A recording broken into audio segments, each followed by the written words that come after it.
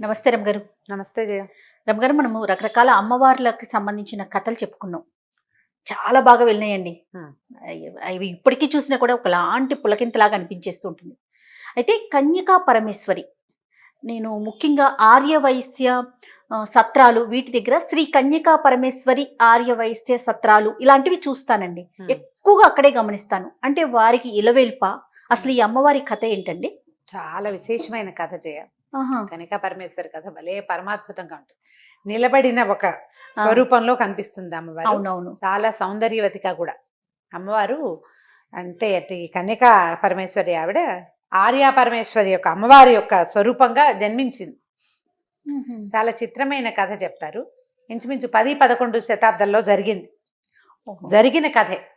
ఆమె మానవిగా జన్మించి మానవ స్త్రీ కాంతగానే జన్మించి అమ్మవారుగా మారిందనమాట. వైశ్యుల ఆరాధ్య దేవత, వారి ఆ, కుల దైవము. కులదైవము, వారి ఇంటి ఆడపడుచు. ఓహో. వైశ్యుల కుటుంబంలోనే జన్మించింది ఆవిడ. అందుకనే ఎక్కువగా కనిపిస్తూ ఉంటారు అక్కడ. ఆమె వాళ్ళ ఇలవేల్పు. నగరేశ్వర స్వామి, వాసవి కన్యకా పరమేశ్వరి అమ్మవారు ఇద్దరు ఒకే దేవాలయంలో దర్శనమిస్తారు మనకి. చాలా ఊళ్ళల్లో కనిపిస్తుంది. గోదావరి జిల్లాలో పెనుగొండ గ్రామం, అదేంటంటే వైశ్యుల పాలిటి కాశీ. ఆ పెనుగొండ గ్రామం, ఆ పెనుగొండని ఇదివరకు కుసుమ శ్రేష్ఠి అని ఒక రాజుగారు ఒక ఆయన పరిపాలించేవాడు. వైశ్యులు, వాళ్ళకి 700కి పైగానే గోత్రాల వాళ్ళు ఉన్నారు వాళ్ళ వాళ్ళ కులంలో, ఆ జాతిలో. ఈ వైశ్యులు ఏంటంటే వ్యాపారస్తులు కదా, మనకు తెలిసేది. మొదట గోమతులు అనేవాళ్ళు. వీళ్ళని గోమతి అంటే గోవుని పూజించేవాళ్ళు. గోవే వాళ్ళ ఆరాధ్య దైవం. అందుకని ఆ గోమతి క్రమంగా కోమటిగా మారిందంటారు. ఓహో. క్రమంగా కోమటిగా మారింది. అయితే భాస్కరాచార్యుల వారిని, ఆయన కన్యకా పురాణం అని ఒక పురాణం రాశారు మహానుభావులు. చాలా అందులో ఈవిడ కథ అంతా మనకి చాలా సవిస్తరంగా కనపడుతుంది. ఎప్పుడైనా నేను ఈ దేవాలయాల ప్రస్తావన వచ్చినప్పుడల్లా ఈ కథను తలుచుకుంటూ ఉంటాను అనమాట. చిత్రమైన కథ. భగవత్ స్వరూపాలు ఎలా ఎలా ఎన్ని రకాలుగా ఉంటాయా అనిపిస్తుంది. అయితే ఈ పెనుగొండని పరిపాలించే రాజుగారికి కుసుమ శ్రేష్ఠి ఆయన పేరు, కుసుమాంబ ఆయన భార్య పేరు. వీళ్ళు వేంగి అంటారు ఆ ప్రాంతాన్ని. ఆ ప్రాంతాన్ని పరిపాలించేవాడు రాజు ఆయన. చాలా కుటుంబాల వాళ్ళు ఆయన పాలనలో ఉన్నారు. అయితే ఈ మొత్తం ప్రాంతం అంతా పెద్ద రాజు, అంటే ఇది చక్రవర్తి, దానికి రాజరాజ చోళుడు తండ్రి అనమాట. ఆయన చాలా చిత్రమైన విష్ణువర్ధనుడు, విమలాదిత్యుడు అని కూడా అనేవారు ఆయన్ని. ఆయన పాలనలో ఉండేది ఈ చిన్న ప్రాంతాన్ని. ఈ వేగినాడుని ఈయన కుసుమ శ్రేష్ఠి పరిపాలించేవారు. ఆయనకి చాలా కాలం సంతానం కలగలేదట. సాధారణంగా అప్పటి కాలం అంతా ఏంటంటే రాజులకు సంతానం ఉండాలి, వాళ్లే మళ్ళీ రాజు వాళ్ళని నియమాలు ఉండేవి కదా.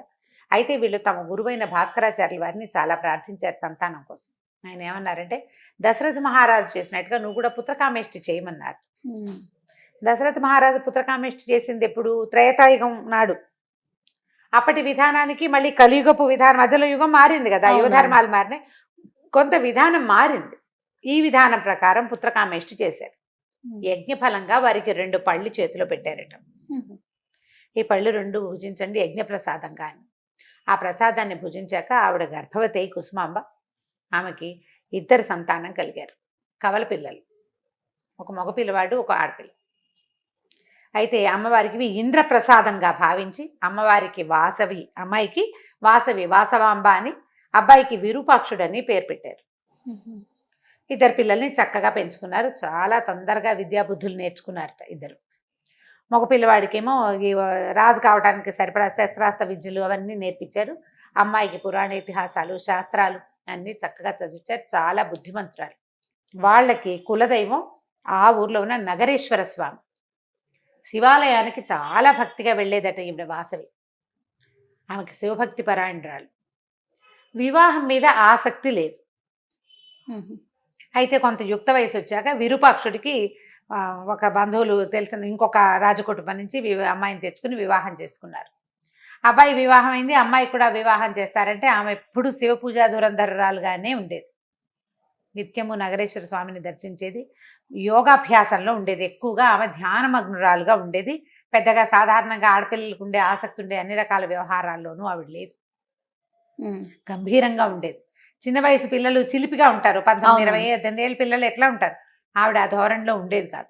భగవత్ సంబంధమైనవి మాటలు, ప్రసంగాలు అవి కూడా చాలా ఉత్తమమైన ప్రసంగాలు అవి చేసేది, చాలా బాగుండేది. అసలు మహా సౌందర్యవతి ఆవిడ. అయితే ఏమైందట, ఒకసారి ఏవో చాలా పెద్ద ఉత్సవాలు జరుగుతున్నప్పుడు ఈ రాజుగారు అయినటువంటి విష్ణువర్ధనుడు ఈ ప్రాంతానికి వచ్చాడు. ఆయనకి చాలా పెద్ద ఎత్తున స్వాగత సన్నాహాలు చేశారు. చేసినప్పుడు నగరేశ్వర స్వామిని దర్శించారు. దేవాలయం మరి ఆ ఊళ్ళో ఉన్న పెద్ద దేవాలయాన్ని వచ్చిన రాజుగారు దర్శిస్తారు. ఆ నగరేశ్వర స్వామిని సందర్శించే సమయంలో స్వామివారి సేవలో పాల్గొంటున్న ఈ వాసవాంబని ఆయన చూశాడు. చూసి మహాసౌందర్యవతి అని ఈవిడ్ని వివాహం చేసుకోవాలని భావించాడు. వీళ్ళకి కబురు చేశాడు. కబురు చేసేసరికల్లా ఆవిడ నాకు వివాహం మీద ఆసక్తి లేదు, నేను వివాహం చేసుకోను అని చెప్పింది. ఇప్పుడు ఆయన ఎలాగైనా సరే నాకు అమ్మాయి కావాల్సిందేనన్నాడు. వీళ్ళేమో వైశ్యులు, ఆయన క్షత్రియుడు. జాతి కులమత భేదాలు చాలా ప్రత్యేకంగా ఉండే రోజులు. ఏ కల్ట్ వాళ్ళు వారినే వివాహం చేసుకోవాలి. అప్పుడు నియమం, కులాచారాలు తప్పకూడదు. మన పిల్లని వైశ్యుల పిల్లని తీసుకెళ్లి క్షత్రియుడికి ఇవ్వటం ఏమిటని చాలా కొంతమంది డిఫర్ అయ్యారు. ఆయన బలివినైనా ఈ అమ్మాయిని తీసుకెళ్తాను, గాంధర్వ విధినైనా వివాహం చేసుకుంటానన్నాడు. మన రాజుగారు ఏం చేశారంటే తమ గురువైన భాస్కరాచార్యుల వారి అనుమతితోటి తమ గోత్రాల తమ వంశం వాళ్ళందరినీ, తమ జాతి వాళ్ళందరినీ ఒక మీటింగ్ పెట్టారు. ఏం చెయ్యాలి ఇప్పుడు?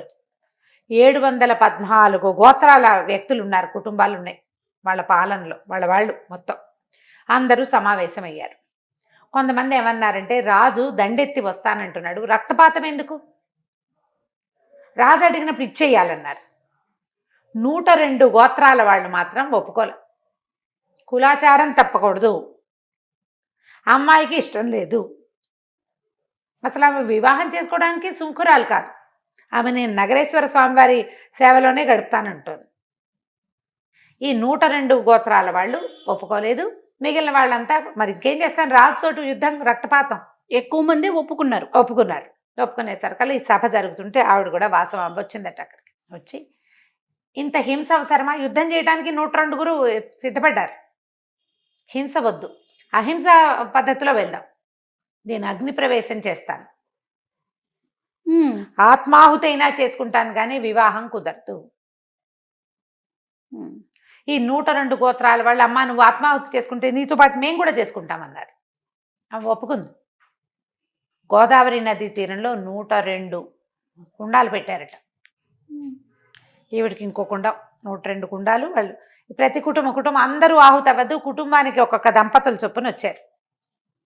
102 మంది దంపతులు అంటే ఎంతమంది, 204 మంది. ఈవిడ 205 మంది మొత్తం స్వచ్ఛందంగా అగ్నికి ఆహుతైపోయారు. ఇప్పుడు మన ఆత్మాభిమానం కంటే వేరేంది లేదు, మించింది లేదు. రక్తపాతం వద్దు. ఇప్పుడు యుద్ధం చేస్తే అతను పెద్ద సైన్యాన్ని తీసుకొస్తాడు. ఇప్పుడు ఎంత కాదని యుద్ధం చేసినా మరణాలు తప్ప వాళ్ళు పోతారు, వీళ్ళు పోతారు. అవును. దాని బదులు నేను వెళ్ళిపోతాను, నాకు భగవంతుడిలో లీనమవటమే నా ఆసక్తి. అయితే ఈ మిగిలిన వాళ్ళంతా రెడీ అయ్యారు. ఈమెని వాళ్ళకి ఏమనిపించిందంటే, ఈమె ఏదో భగవదంశ, ఇంత గట్టిగా మరణానికి కూడా సిద్ధపడేటువంటి, ఆత్మాహుతికి కూడా సిద్ధపడుతున్నటువంటి ఆమెనమ్మా నువ్వు ఏ దేవతాంశవి అని అడిగితే వెంటనే అమ్మవారు ప్రత్యక్షమైందట చతుర్భుజిగా. అక్కడ ఆర్యా మహాదేవి అంశతోటి జన్మించాను నేను, వైశ్యుల ఆత్మాభిమానాన్ని, వారి యొక్క త్యాగాన్ని ప్రపంచానికి తెలియజేయటమే నా ఉద్దేశం అని చెప్పి మానవ స్వరూపంతో అగ్ని ప్రవేశం చేసేసింది. దండెత్తి వచ్చాడు ఆయన, రాజు వచ్చేసాడు, విష్ణువర్ధనుడు వచ్చేసి ఎప్పుడైతే ఈమె ఇట్లా అగ్నిలో కాలిపోతూ కనపడిందో ఆయన రక్తం కక్కుని మరణించాడు. ఆవిడ తమ్ముడు విరూపాక్షుడు రాజు అవ్వాలి, అతను యువరాజు పట్టాభిషేకం చేశారు. ఈ సంగతి తెలిసినటువంటి రాజరాజ నరేంద్రుడు, ఆయన యొక్క కుమారుడు, ఆగ మేఘాల మీద వచ్చాడు. వచ్చి తన తండ్రి చేసిన తప్పుకి క్షమాపణ అడిగి, అహింస కోసమే, ఏ హింస జరగకూడదు, మరణాలు సంభవించకూడదు, రక్తపాతం జరగకూడదని ఆ మహాతల్లి ఇంత ఆత్మాహుతికి సిద్ధపడితే ఆమెను గౌరవించి 102 కుటుంబాల వాళ్ళు ఆత్మాహుతి చేసుకుంటే ఇంకా దేని మీద మనం మాట్లాడుకుని యుద్ధం చేసుకోవాలి? సౌభ్రాతృత్వాన్నే నెలకొల్పుదామని చెప్పి ఇతని క్షమాపణ అడిగి, ఎక్కడైతే ఆమె ఆత్మాహుతి చేసుకుందో ఆ పెనుగొండలోనే అక్కడ ఒక ప్రతిమా స్వరూపంగా ఆమెను వెలయించి దేవాలయం కట్టించాడు. అప్పటి నుంచి పెనుగొండలో అమ్మవారి దేవాలయం ఉంది. వాసవి కన్యకా పరమేశ్వరి. ఆవిడ ఏంటంటే చిన్నప్పుడు ఆమెను అట్లా అనేవాళ్ళట, కన్యక అని. ఆ కన్యకగానే ఆమె తరలి వెళ్ళిపోయింది మళ్ళీ. ఇక వారికి ఇలా వెలుపుగా ఉండిపోయారు. ఇప్పుడు వీళ్ళు ఏంటంటే క్షత్రియులు యుద్ధ వీరులు అవును కదా, వైశ్యులకి లేదు. యుద్ధం రాదు, వాళ్ళు ఇతరుల సహాయంతో చేయగలరు. యుద్ధం చేస్తుంటే ఇన్ని కుటుంబాలు సర్వనాశనం అయిపోయేవి. వాళ్ళ మేలు కోరి ఆవిడ అగ్నిప్రవేశం చేసింది. తన ఆత్మాభిమానాన్ని కాపాడుకుంది, వీళ్ళందరినీ బతికించింది ఆవిడ. అంచేత ఆమె ఎప్పటికీ వాళ్ళకి ఆరాధ్య దేవతే అయ్యింది. అప్పటి నుంచి ఆమెను పూజిస్తూనే ఉన్నారు. దేశవ్యాప్తంగా చాలా చోట్ల కన్యకా పరమేశ్వరి దేవాలయాలు కనిపిస్తాయి. అయితే ఆమె అగ్నిప్రవేశం చేసి నగరేశ్వర స్వామివారిని చేరిపోయిందని స్వామివారిని అమ్మవారిని కలిపే దేవాలయాలు కడతారు. కళ్యాణోత్సవం అది కూడా జరిపిస్తారు, శాస్త్ర ప్రకారం చేస్తారు. ఆమె అగ్నిప్రవేశం ఏంటంటే రుద్రాంశలోకి చేరిపోయింది అన్నమాట. చాలా ఇంట్రెస్టింగ్ గా ఉంటుంది. చాలా ఎన్నిసార్లు చదివినా నాకు ఎంత బాగుందో అనిపిస్తుంది. నేను 2-3 సార్లు చెప్పాను, 2-3 చోట్ల. కానీ అది చెప్పినప్పుడల్లా ఒక చాలా అద్భుతమైన విషయంగా అనిపిస్తుంది. మనకి తెలిసే, మనకంటే కొన్ని వందల సంవత్సరాల ముందు మన జిల్లాల్లోని మన దగ్గరే కదా. అవునండి. ఎంత విశేషమైన కథా విధానం, చాలా అద్భుతంగా చూడండి. ఆవిడ అనుకున్న దానికి ప్రాణత్యాగానికి కూడా సిద్ధపడ్డారు. ఆవిడతో పాటు మిగతా రాజులు కూడా ముందుకు వచ్చారంటే అది నిజంగా ఆశ్చర్యమే కదా రమ్మగారు. అవును, అందువల్లనే ఆవిడ ఇట్లా ఆరాధ్య దేవతగా ఉంది. మనకి చాలా చోట్ల అమ్మవారి దేవాలయాలు కనిపిస్తే చక్కగా నిలబడి స్వరూపం చక్కగా సౌందర్యవంతురాలైనటువంటి కన్యక. అయితే అప్పుడు ఆమె ఇలా అంటారు, అలాంటిది ఒక వాక్యం కొన్ని చోట్ల చదివాను, పెద్దగా సౌందర్యవతులు పుట్టరు, సౌందర్యవతులు పుట్టేసరికల్లా ఇలాంటి ఇబ్బంది వస్తుంది అని ఆమె అన్నదని. చాలా పరమాద్భుత సౌందర్యవతట అలా చెప్తారనమాట. ఈ వంశాల్లో అటే అందమైన వాళ్ళు ఉండరు, ఆడపిల్లలు అటే అందమైన వాళ్ళు ఉండరని అంటుంటారు. అలాంటిది కొన్ని వాక్యాలు వింటూ ఉంటాం. పెద్దగా మన కన్యకా పురాణంలో ఆ వాక్యాలు కనిపిస్తాయి. అన్ని చోట్ల కాదు, కొన్ని చోట్ల కనిపిస్తుంది. ఇక దాని సంగతికి ఏముంది, క్రమంగా కాలక్రమంలో చాలా మార్పులు వస్తుంటాయి కదా. విశేషమైన కథ, చాలా మంచి కథ చెప్పారు రమ్మగారు. మీరు ఎక్కడైనా కన్యకా పరమేశ్వరి దేవాలయం వెళ్ళి చూడండి, ఎంత వైభవోపేతంగా ఉంటుందో. అమ్మవారి దర్శనము మహా బాగుంటుంది. వాళ్ళు అసలు ఎంత చక్కటి పూజా విధానాలు చేస్తారు, చాలా బాగుంటుంది. అర్చనాధికారులు కూడా. తప్పకుండా అండి, తప్పకుండా. నమస్తే రమ్మగారు. నమస్తే.